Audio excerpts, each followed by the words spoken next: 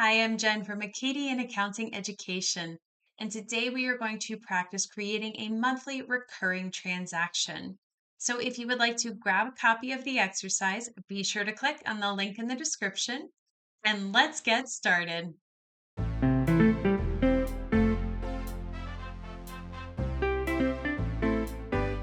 All right, let's create that recurring transaction.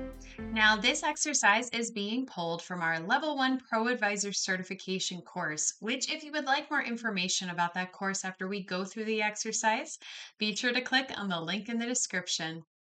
Let's go ahead and dive in and read through today's scenario. Craig just rented a storage unit for his business for $200 per month. Create a recurring transaction.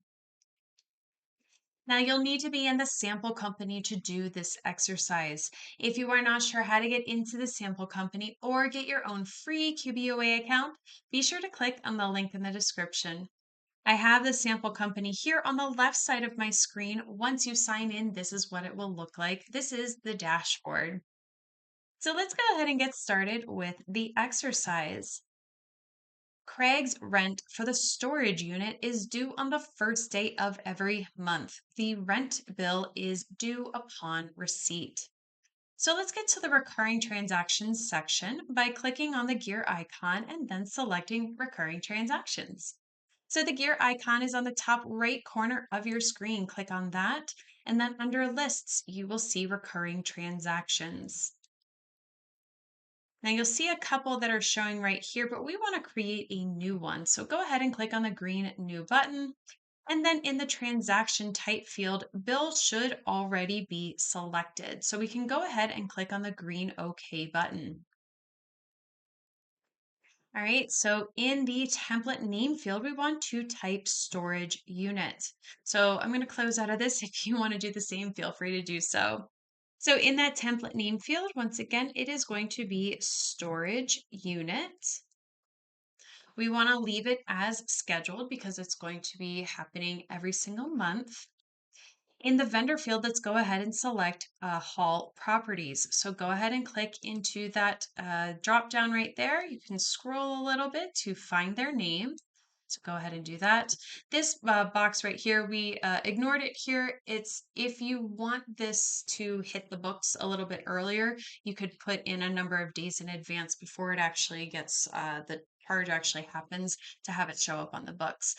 We're just going to leave it blank for the purposes of this exercise, but that is what it means here. Now, if we take a look at the interval, it should already be set to monthly on the first day of every month. So we can see that it's a monthly interval and it's going to happen every month on the first day of that month. So this is good. We're going to leave this as is. In the start date field, we want to select the first date of the upcoming month. So your date is probably going to be different than what mine is, but you want to click on the calendar icon. And then for me, it is going to be April 1st. For you, it may be different. So whatever the next month is, choose the first of that month.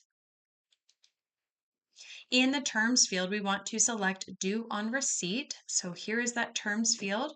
Go ahead and click on the down arrow, select due on receipt.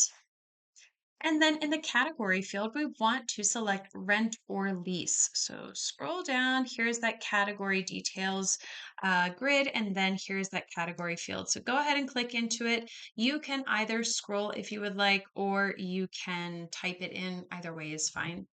Once you find it though, go ahead and click on it. And then let's give a description for a little more specifically what this is for. So we're going to, in the description field, type storage unit rental. So click into it and go ahead and type that. Storage unit rental. And the amount every month that's going to be charged is $200. So in the amount field, go ahead and type 200. If you click out of it, you can see that QBO will update that amount for you. And then we just need to click on the green Save Template. So go ahead and click on that button right there. And you can see now that it is showing that it will happen every single month, the amount, who it's to, when the next date is, and that it's scheduled. And that's how you create a monthly recurring transaction. Now, if you like this exercise and you would like to do more like it, or you would like more information about that Level 1 ProAdvisor certification course, be sure to click on the link in the description, and I will see you next time.